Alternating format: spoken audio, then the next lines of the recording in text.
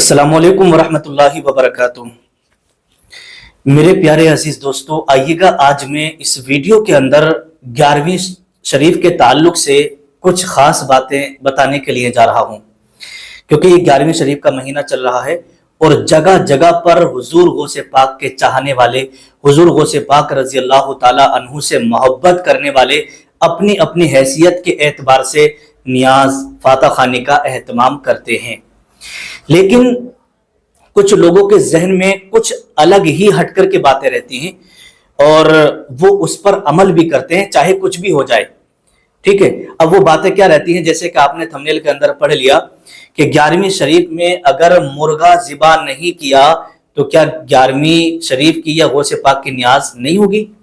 مرغا ذبح کریں گے تبھی 11ویں شریف کی نیاز ہوگی اس کے تعلق سے۔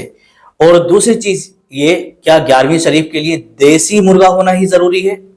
اور تیسری چیز یہ بھی بہت سارے لوگوں کے ذہن کے اندر بات رہتی ہے اور یہ خیال رہتا ہے کہ بھئی جو مرغا دیسی مرغا حضور غوث پاک کے نام پر ذبح کیا جائے گا، وہ مرغا جب ذبح کیا جائے گا جب وہ اذان دینے لگے گا، اگر مرغا اذان نہیں دیتا ہے تو پھر وہ ذبح نہیں کیا جائے گا کیونکہ اس کی جو ہے پھر نیاز نہیں ہوگی۔ تو کچھ لوگوں کے ذہن میں یہ والی بات بھی رہتی ہے، لیکن یہ تینوں باتیں آج میں اس ویڈیو کے اندر یہ تینوں چیزوں کو کلیئر کرنے کے لیے جا رہا ہوں۔ بڑے دھیان اور بڑی توجہ سے اس پوری ویڈیو کو دیکھیے گا۔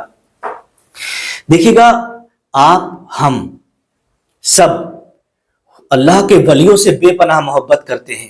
کیوں؟ اس لیے کہ وہ اللہ کے محبوب بندے ہوتے ہیں اور اللہ ان سے راضی ہوتا ہے۔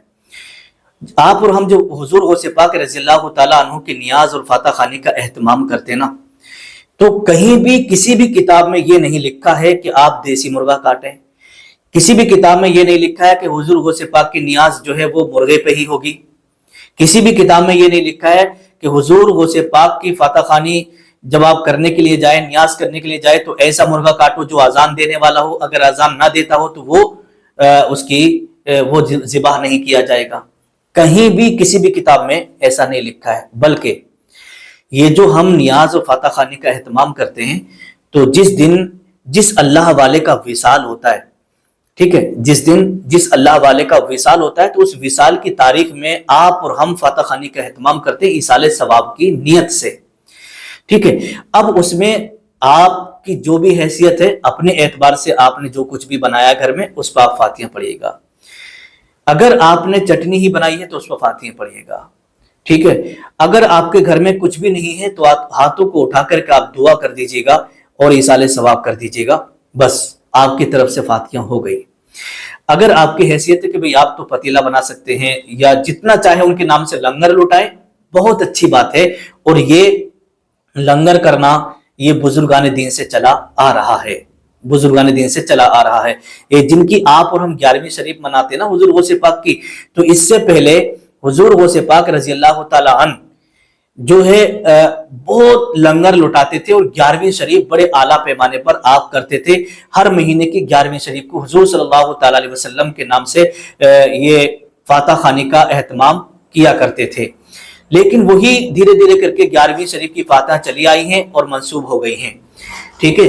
تو یہ لنگر لوٹانا، اور زیادہ سے زیادہ اگر آپ کا اتنا قبضہ ہے، حیثیت ہے، تو آپ خوب لوگوں کو کھلائیے گا، ثواب ملے گا آپ کو۔ لیکن ایک بات میں آپ کو یہاں پر بتا دوں، پہلے آپ نمازی بنیں، اس کے بعد میں نیازی بنیں۔ ہوتا کیا ہے، جو چیزیں فرض ہیں، جو چیزیں مطلب مستحب ہیں، انہیں بہت سارے لوگوں نے واجب کا درجہ دے دیا ہے، اور جو چیزیں فرض ہیں انہیں چھوڑے پھر رہے ہیں۔ جیسے آپ دیکھ لیجئے گا، آپ اگر نیاز کرتے ہیں تو چاہے آپ کے پاس پیسے ہوں یا نہ ہو، آپ کسی سے ادھار لیں گے۔ بھئی ہم تو ہر سال 11ویں شریف مناتے ہیں، اور مناتے ہیں سب، پورے لوگوں کو پتہ ہے، سب کو پتہ ہے، چاہے آپ قرضہ لیں کچھ بھی کریں آپ کریں گے۔ لیکن ادھر تو آپ کا پتیلا بن رہا ہے، ادھر تو آپ کے جو ہے بریانی کی دیگیں اتر رہی ہیں، لیکن ادھر 5 وقت کی نماز آپ نے غائب کر دی، تو کیا یہ صحیح ہے؟ آپ خود بتائیے گا۔ آپ نماز بھی پڑھیے گا، نماز کے ساتھ ساتھ آپ لنگر بھی کریے گا، اللہ بھی راضی ہوگا، اللہ کے ولی حضور غوث پاک رضی اللہ تعالی عنہ بھی آپ سے راضی ہوں گے۔ کیا آپ اللہ کو ناراض کر کے ان کے نام سے فاتحہ خوانی کرو گے، نمازیں نہیں پڑھو گے، نیاز کر رہو تو کیا ایسی نیاز آپ کی اللہ کی بارگاہ میں قبول ہوگی؟ بتائیے گا آپ۔ یہ اللہ والے وہ ہیں جنہوں نے اپنی زندگی بھر لوگوں کو بھلائی کا درس دیا اور نماز کی پابندی کی باتیں بتاتے رہے، یہ وہ اللہ والے ہوتے ہیں۔ اب ایک چیز میں آپ کو لاسٹ میں بتا دیتا ہوں، بہت ساری جگہوں پر ایسا ہوتا ہے کہ فاتحہ خوانی کرنے والے نہیں ملتے ہیں کہ فاتحہ کس طریقے سے کی جاتی ہیں اور فاتحہ کا طریقہ کیا ہے۔ تو دیکھیے گا، آپ 11ویں شریف بنائیے گا، جو بھی چیز میسر ہو، جو بھی آپ کی حیثیت ہو، اس اعتبار سے آپ مرغے پہ، بکرے پہ یا سادہ گوشت پہ جو بھی چیز آپ بنائیں آرام سے کریے گا۔ لیکن یہ جو لوگوں میں رسم نکال دی کہ صاحب مرغا ہی کٹے گا، اگر کوئی مرغا کاٹنا چاہتا ہے تو مرغے پہ بھی فاتحہ ہو جائیں گی، کوئی حرج نہیں ہے۔ اگر کوئی مرغا اذان نہیں دیتا ہے تو بالکل کوئی بات نہیں ہے، اذان دینا کوئی ضروری نہیں ہے۔ اگر اذان نہیں دیتا ہے تو آپ مرغی کاٹ لیں، مرغا کاٹ لیں، ذبح کر لیں، آپ کی تب بھی فاتحہ ہو جائیں گی۔ ٹھیک ہے، اپنے ذہن سے یہ بات اور یہ غلط فہمی دور کر دیں کہ دیسی مرغا ہونا ضروری ہے، اس کا اذان دینا ضروری ہے تبھی وہ مرغا غوث پاک کے نام سے ذبح کیا جائے گا۔ نہیں، ایسا کہیں بھی کچھ نہیں ہے۔ جو بھی آپ کی حیثیت ہے، جس چیز پہ چاہے آپ فاتحہ کر دیں، اگر کوئی چیز نہیں بھی ہے تب بھی آپ کی طرف سے فاتحہ اور ایصال ثواب ہو جائے گا۔ ٹھیک ہے، اب آئیے گا، میں آپ کو مختصر فاتحہ کا طریقہ بتا دیتا ہوں۔ دیکھیے گا، کرنا کیا ہے، اگر آپ کو مولانا صاحب نہیں مل رہے ہیں، امام صاحب نہیں مل رہے، تو آپ خود بھی بڑی آسانی سے اپنے گھر پہ فاتحہ غوث پاک کے نیاز کر سکتے ہیں۔ کس انداز میں؟ سب سے پہلے آپ قل یا ایھا الکافرون پڑھیں، اس کے بعد آپ کو قل هو اللہ پڑھنا 3 مرتبہ، قل اعوذ برب الفلق، قل اعوذ برب الناس، سورہ فاتحہ، الف لام میم، جہاں تک بھی صورتیں آپ کو یاد ہیں وہ پڑھ لیں۔ آسان اور مختصر طریقہ آپ کو بتا رہا ہوں۔ اس کے بعد جب آپ کو لگے کہ بھئی میرے آپ یاد نہیں ہے، اتنا ہی پڑھ کے آپ کو دعا مانگ لینا ہے۔ اے اللہ، میں نے جو کچھ پڑھا ہے، میرے پڑھنے میں جو بھی غلطی ہو گئی اسے معاف فرما، اسے اپنی پاک بارگاہ میں قبول فرما لے۔ یا اللہ، یہ جو کچھ بھی شیرنی، تبرک، جو کچھ بھی کھانا وغیرہ حاضر ہے، اسے تو اپنی پاک بارگاہ میں قبول فرما لے۔ یا اللہ، ان سب چیزوں کا ثواب حضور سرور کونین صلی اللہ تعالی علیہ وسلم کی مقدس بارگاہ میں نظر کرتے ہیں، قبول فرما۔ حضور کے وسیلے سے جملہ انبیاء کرام، جملہ رسولان اعظام، اہل بیت اطہار، امام حسنین کریمین، ازواج مطہرات، تمام صحابہ کرام اور تمام اولیاء کرام کی بارگاہ میں نظر کرتے ہیں، قبول فرما۔ خصوص بالخصوص حضور غوث پاک رضی اللہ تعالیٰ عنہ کی بارگاہ میں اس کا ثواب پیش کرتے ہیں، قبول فرما۔ تمام ولیوں کی، تمام مومنین کی، مومنات کی، یا ہمارے گھروں سے، خاندان سے، گاؤں سے، رشتہ داری میں سے جتنے بھی مرحومین جا چکے ہیں، سب کی روحوں کو اس کا ثواب پیش کرتے ہیں، قبول فرما۔ یا اللہ، ہم نے جو یہ فاتحہ خوانی کری ہے، نیاز کری ہے، مولا سرکار غوث پاک کے صدقے میں اس گھر کے اندر اپنی رحمتوں کا، برکتوں کا نزول فرما۔ ہماری تمام پریشانیوں کو سرکار کے صدقے میں دور فرما۔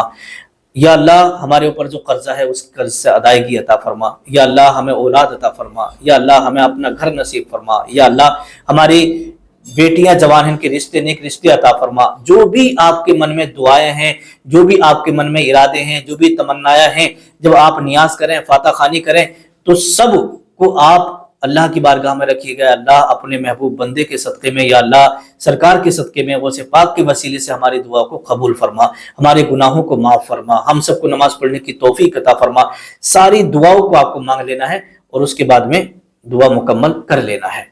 تو یہ آپ کا دعا، مختصر دعا کا طریقہ ہو گیا، اور مختصر ختم شریف میں نے آپ کو بتا دیا ہے۔ جو بھی چیزیں یاد ہیں پڑھ کر کے آپ فاتحہ خوانی، نیاز خوانی کر سکتے ہیں، کوئی حرج نہیں ہے۔ السلام علیکم ورحمۃ اللہ وبرکاتہ۔